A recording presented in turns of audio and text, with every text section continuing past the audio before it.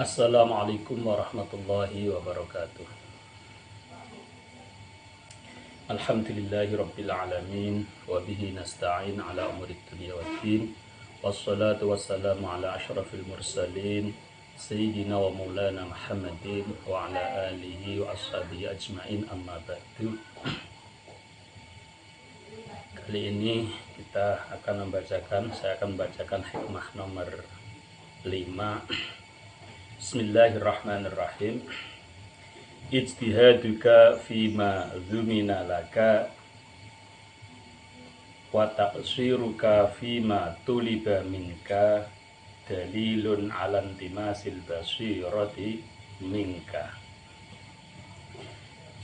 Ijtihaduka utawi ijtihad ira nemen-nemen ira fima ing dalem barang dzumina kang den tanggung apa ma laka tertentu sira wa taqsiruka lan pepeka ira fima ing dalem barang tuli bakang den suprih apa ma mingka saking sira iku dalilun dalil alantimasil basirati ing atase kabuseke basirah, kabuseke peningal ati mingka saking sira.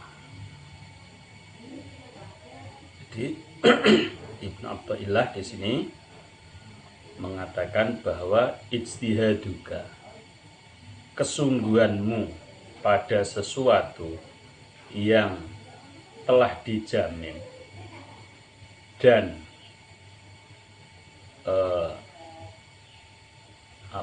kesembronoanmu atau taksirmu, ketidaksungguhanmu pada sesuatu yang kamu dituntut itu menunjukkan intimasil basirah, menunjukkan butanya mata hatimu.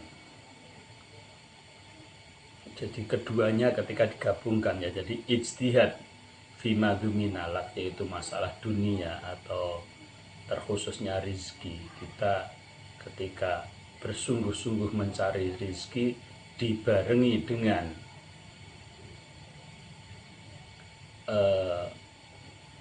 tidak sungguh-sungguh atau mengabaikannya, dibarengi dengan abai akan perkara yang kita dituntut, yaitu perkara akhirat, ini menunjukkan butanya mata hati.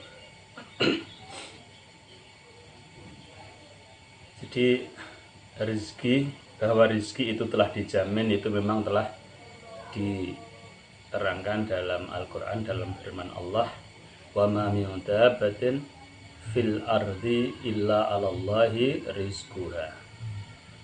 Tidak ada satupun dabbah, sesuatu yang hidup atau yang melata di bumi ini, kecuali rizkinya telah dijamin oleh Allah.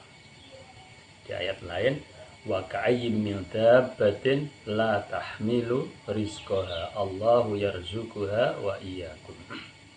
Banyak sekali dari dabbah, dari hewan-hewan itu tidak membawa rizkinya.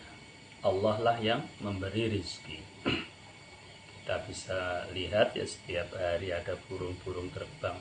Mereka di rumahnya, di susuhnya atau di rumahnya, di sarangnya tidak pernah menyimpan apapun ya, tidak pernah menyimpan harta, tetapi semuanya rizki telah dijamin oleh Allah. Kadang kita membantah itu kan hewan, kalau manusia kan terkadang gitu. Tapi manusia pun juga banyak yang membuktikan ya. Kita bisa melihat ya, orang-orang terlantar, orang-orang gila itulah, mereka juga semuanya makan gitu. Walaupun dia tidak meminta-minta juga. Bahkan ada yang tidak orang gila juga. Itu banyak orang yang melakukan riyadhah untuk menguatkan hati dengan cara keluar dari rumah untuk berjalan. Biasanya orang-orang yang itu ada yang para kiai itu yang memang cara menggembleng hati itu menyuruh muridnya untuk keluar, pokoknya keluar berjalan tanpa bekal. itu tujuannya untuk agar hati bisa tawakal, karena manusia memang terbiasa dengan sebuah kebiasaan-kebiasaan. Kalau belum membuktikan sendiri itu belum percaya. Maka terkadang ada disuruh keluar dan mereka dipantang untuk meminta, pantang untuk mencuri. Tapi ya bisa juga. Dan untuk cerita-cerita tentang jaminan rezeki ini sangat banyak sekali ya. Bahkan kalau Nabi Sulaiman ya, cerita tentang Nabi Sulaiman melihat semut ya, semut yang membawa satu butir nasi tak apa ya, kemudian semut itu masuk di mulut katak, kemudian menyelam ke air, tidak beberapa lama muncul lagi,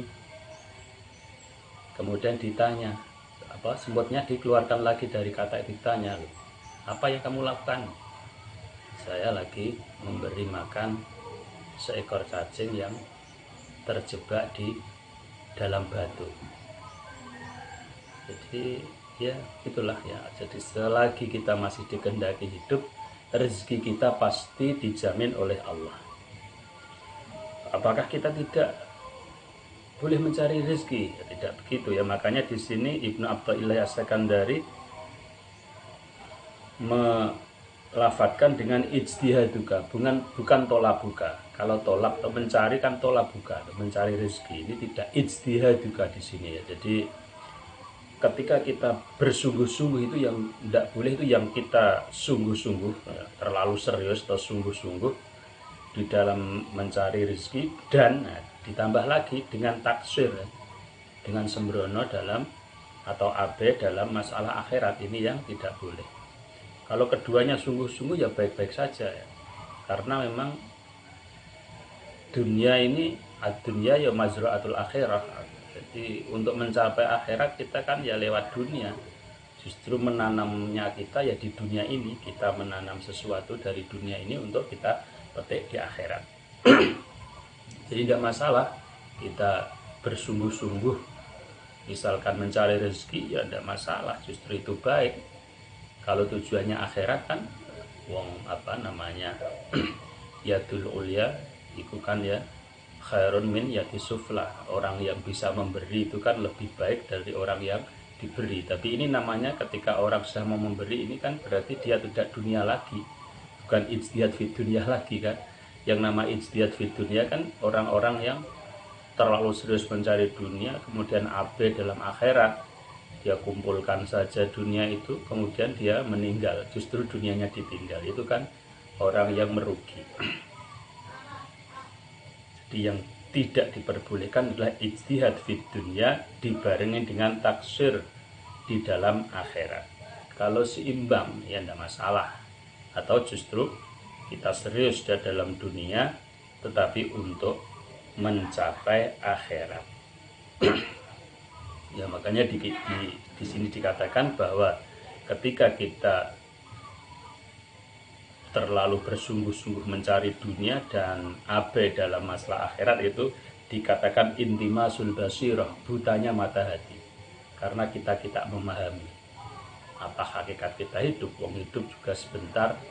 Kenapa kita harus ijtihad padahal hidup kita tidak pernah tahu sampai kapan kan. Kadang juga baru jaya-jayanya kita kumpulkan, makan harta itu belum kita manfaatkan, kita sudah meninggal. Maka dikatakan intimasil basirah, atau terhapusnya mata hati atau butanya mata hati. Jadi saya kira cukup, semoga bermanfaat. Wabillahi taufik. Assalamualaikum warahmatullahi wabarakatuh.